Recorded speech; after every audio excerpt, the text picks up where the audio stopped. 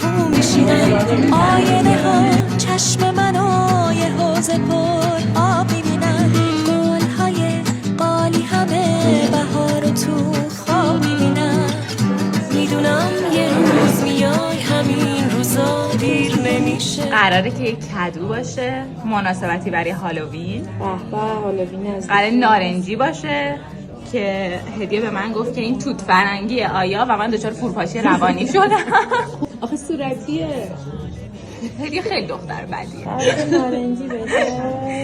و اینکه هیچی دیگه خیلی هیجان انگیزه. دور 4 رنگ کردن همه. 1000 سال دیگه دیر نمیشه میدونم یه روز میای همین روزا دیر نمیشه دل عاشق تا 1000 سال دیگه دیر نمیشه.